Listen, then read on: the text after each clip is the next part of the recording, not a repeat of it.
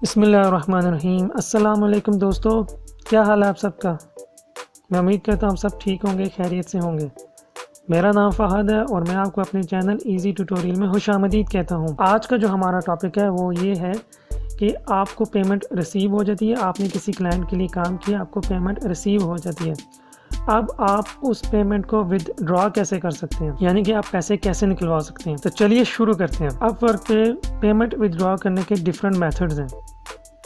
सबसे पहला मेथड तो इसमें है कि अपवर्क आपके डायरेक्ट अकाउंट में ट्रांसफ़र कर देगा। दूसरा मेथड वायर ट्रांसफ़र कहलाता है। तीसरा मेथड जो है कि आपके पास डेबिट कार्ड हो जो कि पेनीयर का आता है और उसमें वो पैसे ट्रांसफ़र कर देंगे। और एक और मेथड है, वो मेथड पाकिस्तान में नहीं है, वो अमेरिका में ही है, और वो है कि डायरेक्ट यूएस अकाउंट में ट्रांसफ़र कर देगा। वो मैं अभी आपको चल के दिखाता हूँ कि इससे मुराद क्या है। आपने एक क्लाइंट के लिए काम किया, आपने वो काम डिलीवर किया, उसके अगेंस्ट आपको पैसे मिल जाते हैं। अब जो पैसे आएंगे वो यूएसडी में आएंगे, वो यूएसडी में शो करेगा। जिस तरह मैं आपको यहाँ पे दिखा देता हूँ। आप यहाँ माई जॉब्स पे क्लिक करें। ये मेरे पास एक नया इंटरफेस ओपन हो गया, माई जॉब्स की टैब ओपन हो चुकी है। आपके राइट साइड पे वहाँ पे लिखा आ रहा होता है अर्निंग्स अवेलेबल नाउ। अगर आपने काम डिलीवर किया है या अगर आप आवरली बेस काम कर रहे हैं तो वो यहाँ पे आपको अर्निंग शो करता रहेगा। मेरे पास अभी $7.5 शो कर रहा है। बाकी अभी मेरे पास अभी जो पेमेंट है वो शो कर रहा है $7.5। ये इतनी अमाउंट है जो कि मुझे ट्रांसफ़र हो चुकी है, अपवर्क अकाउंट में शो हो रही है, और ये अमाउंट मैं निकलवा सकता हूँ। अब ये सपोज़ मैं ये पैसे निकलवाना चाहता हूँ, तो ये पैसे निकलवाने के जो तरीका है वो ये है कि आप अपनी प्रोफाइल पे क्लिक करें। यहाँ बॉटम पे सेटिंग्स आ रही होगी, आप सेटिंग्स पे क्लिक करें। जब आप सेटिंग्स पे क्लिक करते हैं तो आपसे आपका पासवर्ड दोबारा मांगता है, आपने अपना पासवर्ड एंटर कर देना। यहाँ आप अगर अपनी लेफ़्ट साइड पे देखें तो आपके पास बिलिंग मेथड्स आ रहा होगा, यूज़र सेटिंग्स आ रही होंगी, मेंबरशिप एंड कनेक्ट्स आ रहे होंगे, कॉन्टैक्ट इन्फो आ रही होगी, टैक्स इन्फॉर्मेशन आ रही होनी है, my profile settings, get paid. आपने क्लिक करना है गेट पेड पे। जब आप गेट पेड पे क्लिक करते हैं तो अपवर्क आपको आपका बैलेंस शो करता है कि जो आप विड्रॉ कर सकते हैं। मेरे पास $7.5 शो कर रहा है और ये अमाउंट मैं विड्रॉ कर सकता हूँ। अब जैसा कि शुरू में मैंने आपको बताया था कि विड्रॉ करने के कुछ मेथड्स हैं। आप यहाँ बॉटम पे आएँ तो यहाँ पे पेमेंट मेथड्स आ रहा होता है। आप ऐड मेथड पे क्लिक करें। आपके पास 3 बेसिक मेथड वो शो करेगा। पहला मेथड है direct to local bank, second method है वायर ट्रांसफ़र, और थर्ड मेथड है डायरेक्ट टू यूएस बैंक। जो पहला वाला मेथड है वो सब यूज़ करते हैं आमतौर पे। ये सबसे आसान है और इसके हर अमाउंट पे जो आप पैसे निकलवाएंगे तो आपके तकरीबन $1 लगेगा। $0.99 पर विदड्रॉल रखा हुआ है। इससे मुराद है कि जब भी आप विदड्रॉ करेंगे पैसे, अगर $7.5 में विदड्रॉ कर रहा हूँ तो उसमें से $1 माइनस हो जाएगा, $6.5 मुझे ट्रांसफ़र होंगे। ये सबसे सस्ता है, इसके अलावा और कोई कटौती नहीं होती। डायरेक्ट आपका जो सपोज़ अगर अल्फला में अकाउंट है, मीज़ान में अकाउंट है, तो वहाँ पे पैसे ट्रांसफ़र हो जाएंगे। जो सेकंड मेथड है वो वायर ट्रांसफ़र है। वायर ट्रांसफ़र बहुत महंगा पड़ता है, इस पे मत जाइएगा क्योंकि आपको पर ट्रांजैक्शन $30 पड़ जाता है, जो कि 4500 पाकिस्तानी रुपीज़ पड़ जाएंगे। इसके अलावा टैक्स अलहदा पड़ जाएगा आपको। थर्ड मेथड पाकिस्तान में अप्लाई नहीं होता क्योंकि इसके लिए ज़रूरी है कि आपका जो बैंक अकाउंट हो वो अमेरिका में ही हो। यानी कि कहने का मकसद यह है कि आप अमेरिका में ही हों, अमेरिका में ही अगर काम कर रहे हैं तो वहाँ पे अगर आपने पैसे ट्रांसफ़र करने हैं तो ये मेथड उस वक्त यूज़ होता है। लेकिन इस वक्त ये पाकिस्तान में हम, या अगर आप इंडिया में हैं या किसी भी मुल्क में हैं, उस वक्त जो मेथड यूज़ किया जाएगा वो डायरेक्ट टू लोकल बैंक ही यूज़ किया जाएगा। इससे पहले एक और मेथड भी यूज़ होता था, वो था पेनीयर का डेबिट कार्ड भी यूज़ किया जाता था, यहाँ पे शो होता था, लेकिन अब वो किसी वजह से शो नहीं होता या उन्होंने वो डिसेबल कर दिया है। वो मेथड भी मैं यूज़ करता रहा हूँ, लेकिन वो मेथड भी बहुत महंगा पड़ जाता है। उसमें यह है कि आपको एक डेबिट कार्ड कंपनी दे देती है, पेनीयर वालों की तरफ से आपको डेबिट कार्ड रिसीव हो जाता है। उसमें आप अमाउंट लोड करते हैं, आप किसी भी एटीएम पे जाएं जिसके ऊपर मास्टर कार्ड लिखा हो, उस एटीएम पे आप जाएं, वहाँ पे आप अपना एटीएम कार्ड इंसर्ट करें, ठीक है, और वहाँ से पैसे निकलवा सकते हैं। ये मेथड महंगा है, महंगा इसलिए है क्योंकि पर ट्रांजैक्शन जो भी आप एटीएम में कार्ड डालेंगे, फी ट्रांजैक्शन आपको 500 से 600 रुपया पड़ जाता है। नंबर 2, डेबिट कार्ड को एक्टिवेट करने के भी बहुत ज़्यादा पैसे लग जाते हैं। फर्स्ट टाइम आप एक्टिवेट करवाएंगे तो 3500 या 4500 आपके लग जाएंगे। उसके अलावा अगर आपके पास $5 या $5 से कम है तो आप वो पैसे निकलवा ही नहीं सकते। ये एक बहुत अजीब सी फ्रस्ट्रेशन हो जाती है। तो मेरा मशवरा आपको यही है कि सबसे जो बेस्ट तरीका है वो डायरेक्ट टू लोकल बैंक है, और वही ही यूज़ करना चाहिए, और वही मैं यूज़ कर रहा हूँ और बाकी भी यही यूज़ करते हैं। जब भी आप ऐड मेथड पे क्लिक करते हैं तो आपके पास ये स्क्रीन आ जाएगी। आपने डायरेक्ट टू लोकल बैंक पे क्लिक करना है, सेटअप का बटन दबाना है। आप सेटअप का बटन दबाएंगे, यहाँ पे वो आपसे स्विफ्ट कोड मांगेगा। आपका अकाउंट जिस भी बैंक में है उस बैंक का स्विफ्ट कोड होता है। स्विफ्ट कोड से मुराद ये है कि जो भी इंटरनेशनल रेमिटेंसेस आएंगे, यानी कि इंटरनेशनल पेमेंट आएगी, वो आपके अकाउंट में ट्रांसफ़र करने के लिए आपको स्विफ्ट कोड चाहिए होगा।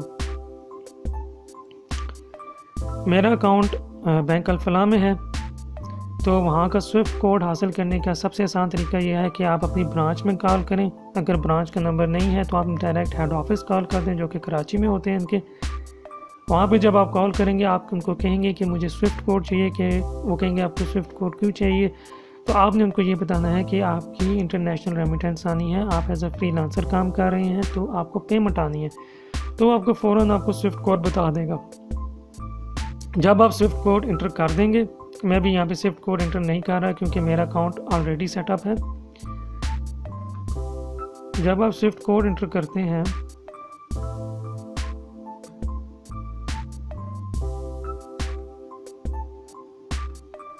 तो कुछ इस किस्म की सिचुएशन आ जाती है आपके सामने।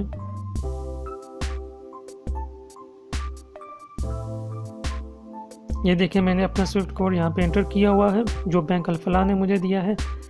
ये बैंक अल-फलाह का स्विफ्ट कोड है। जब मैं वो इंटर करता हूँ तो नीचे बैंक का नाम आ जाता है। यहाँ पे अगर आप ध्यान से देखें तो आपको पता लगेगा जो बैंक का एड्रेस है वो कराची शो कर रहा है, और मेरी जो लोकेशन है वो रावलपिंडी इस्लामाबाद में है। और आपकी जिस जगह पे आप रह रहे होंगे वहाँ पे ही आपका अकाउंट होगा, जाहिर सी बात है। अगर आप गुजरात में हैं या अगर इस्लामाबाद में, तो वहाँ की ब्रांच का अकाउंट शो होना चाहिए। यहाँ पे कंफ्यूज होने की ज़रूरत नहीं है। जब आप स्विफ्ट कोड एंटर करते हैं हमेशा जो हेड ऑफिस है उसका अकाउंट वो शो करेगा। क्यों? उसकी रीज़न ये है कि जितनी भी इंटरनेशनल रेमिटेंस आएगी वो पहले हेड ऑफिस जाएगी, और हेड ऑफिस के बाद क्लियरेंस के बाद आपके अकाउंट में शिफ्ट हो जाती है। ये थोड़ा सा कंफ्यूजिंग कंसेप्ट लग रहा होगा आपको कि पहले कराची आएगा, कराची से फिर ट्रांसफ़र होंगे। देखें, जब भी अमेरिका से पैसे आएंगे या कहीं से भी पैसे आएंगे, इंटरनेशनल रेमिटेंस आएगी, उसको क्लियर करने के लिए सबसे पहले हेड ऑफिस जाएंगे पैसे, वहाँ से क्लियरेंस होती है, क्लियरेंस के बाद आपके अकाउंट में शिफ्ट होती है। इसमें कोई इतनी परेशानी वाली बात नहीं है, 2 मिनट का स्टेप होता है। शुरू में मुझे बड़ी परेशानी हो गई थी क्योंकि कोई गाइडेंस नहीं थी, तो उस वक्त मैं काफ़ी कंफ्यूज था कि पैसे रुक जाएंगे, क्या होगा। पैसे मिल जाते हैं, इजीली ट्रांसफ़र हो जाते हैं। जब आप सेटअप कर देते हैं तो बॉटम पे आपको ये अकाउंट करेंसी शो कर रहा होगा। यहाँ पे लिखा हुआ है last upward exchange rate 154 as of May 1, 2020। वो आज का एक्सचेंज रेट आपको शो करेगा कि आप अगर इस वक्त पैसे विड्रॉ करेंगे जो कि $7.5 है, -1 $6.5, उसको ज़रब कर दें 154 से, इतने रुपए आपको बैंक में ट्रांसफ़र कर दिए जाएंगे। बॉटम पे देखें तो विड्रॉ फी लिखी हुई है, $0.99 USD पर विड्रॉल। हमेशा आपको ये चार्ज पड़ेगा, बेशक आप ये मेथड यूज़ करें, बेशक आप वायर ट्रांसफ़र यूज़ करें, बेशक आप पेयोनियर का डेबिट कार्ड यूज़ करें।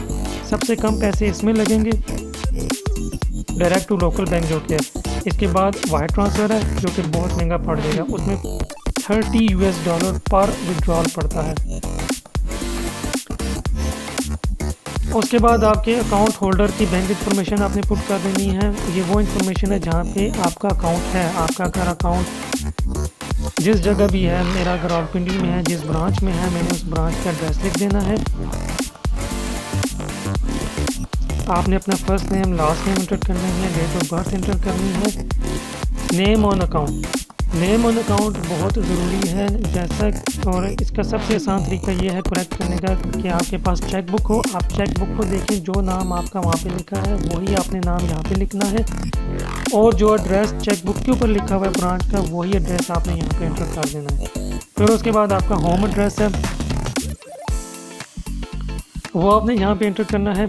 अगर तो आपका होम एड्रेस आपके बैंक अकाउंट से डिफरेंट हो जाता है तो आपकी पेमेंट के चांसेस हैं कि रोक दी जाएगी। वो आपको कॉल करेंगे, आपको कहेंगे कि आपका जो होम एड्रेस है वो डिफरेंट है और आपने वहाँ पे जो एड्रेस दिया हुआ है ब्रांच में वो डिफरेंट है, तो आप इसको क्लियर करें। तो उस वक्त क्लैरिफिकेशन के लिए आपको अपना शनाख्ती कार्ड देना पड़ेगा, उसकी कॉपी सेंड करनी पड़ेगी, प्लस आपको ये क्लियर करना पड़ेगा कि आपका एड्रेस डिफरेंट क्यों है।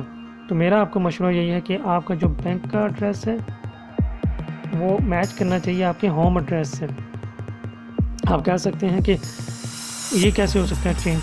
ये चेंज इस तरह हो सकता है कि आप सैलरीड पर्सन है और सैलरीड पर्सन का अकाउंट उसकी कंपनी के साथ अटैच हुआ होता है और कंपनी का एड्रेस वहाँ पे शो हो जाता है, और आपका जो होम एड्रेस है वो तो जाहिर सी बात है वो जो शनाख्ती कार्ड पे लिखा हुआ है वो आप एंटर करेंगे तो वो डिफ़र कर जाएगा। आई होप कि आपको बात समझ आ गई होनी है यहाँ तक। इसका सबसे आसान तरीका यह है कि अगर आपका पोस्टल एड्रेस और अगर आपका जो बैंक अकाउंट का एड्रेस है अगर आप सेम करना चाहते हैं, उसका सबसे आसान तरीका यह है कि आप नया अकाउंट ओपन करवा लें। 2 से 3 हज़ार रुपये लगते हैं, सेविंग अकाउंट्स ओपन करवा लें और वहाँ पे पैसे ट्रांसफ़र कर लें। आपको कोई इशू नहीं आएगा। विद इन एन आवर या 2 आवर्स में आपको अपर से पैसे ट्रांसफ़र आपके अकाउंट में हो जाएंगे। और आखिर में फ़ोन नंबर है, फ़ोन नंबर आपने देना है। अगर कोई फर्दर क्लैरिफिकेशन चाहिए थी तो उस वक्त बैंक आपको या अपर वाले आपको कॉल करके पूछ लेते हैं कि आपके अकाउंट में अगर कोई चीज़ रहती है कमी बेशी हो तो या तो आपको ईमेल कर देंगे या आपको कॉल कर दी जाती है। मुझे कॉल तो नहीं आई थी, खैर से 1-2 क्लैरिफिकेशन उनको चाहिए थी कि आपका शनाख्ती कार्ड हमें चाहिए, उसकी कॉपी हमें सेंड करें, तो उन्होंने हमें ईमेल कर दी थी। तो ईमेल पे मैंने उनको अपना आईडी कार्ड सेंड कर दिया था, वो वेरीफाई किया उन्होंने और उन्होंने पैसे ट्रांसफ़र कर दिए।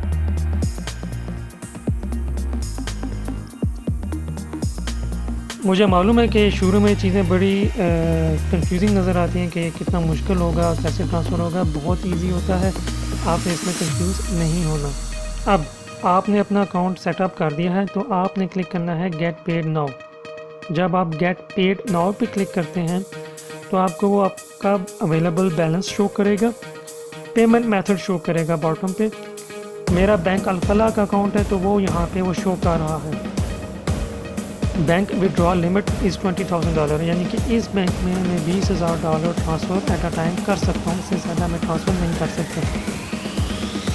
बॉटम पे आ रहा होगा अमाउंट, इस $7.5 आपने विड्रॉ करनी है या अदर अमाउंट विड्रॉ करनी है। अदर अमाउंट से मुराद है कि लेट्स सपोज आपके पास $1,000 है और $500 आप अभी निकालना चाहते हैं और $500 आप चाहते हैं कि बाद में निकलवा लें, तो आप वहाँ पे अमाउंट लिख देंगे कि आप इस वक्त निकालना चाहते हैं $5 निकालना चाहते हैं, तो कैलकुलेट करके आपको बता देगा कि विड्रॉल फीस पे क्या लगेगी 0.99 और आपको क्या मिलेगा $4.01 मिलेगी।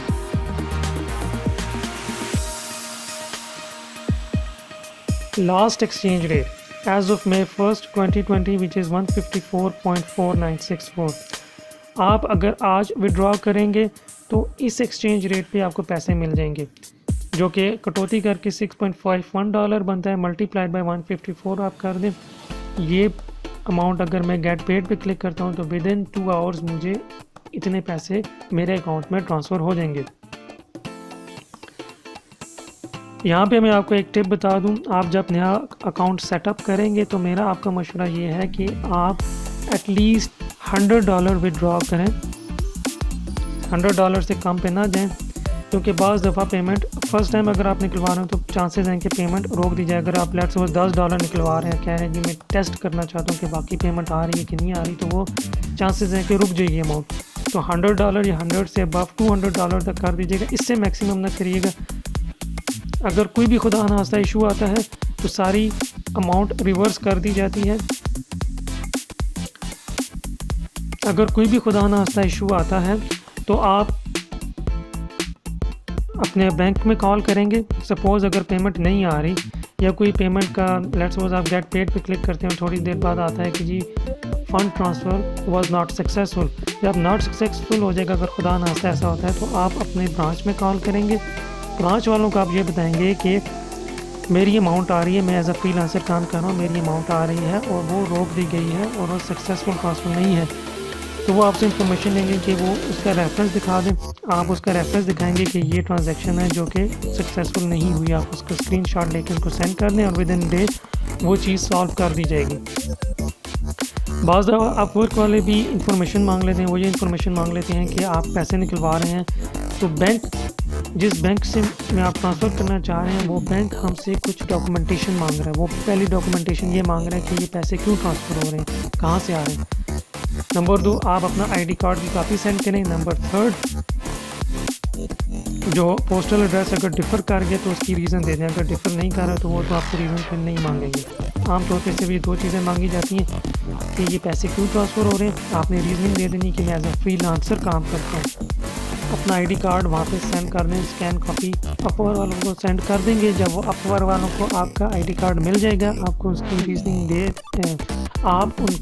आप उनको अपनी रीज़निंग दे देते हैं। जैसे ही आप उनको अपनी रीज़निंग देंगे तो विद इन एन आवर आपको फ़ंड रिलीज़ कर दिए जाएंगे। आई होप कि आज का सेशन आपको अच्छा लगा होगा।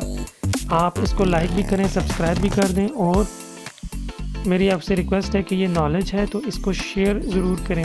टिल देन के लिए मैं आपसे इजाज़त चाहता हूँ। अल्लाह हाफिज़। अपना ख्याल रखिएगा और दुआ में याद रखिएगा।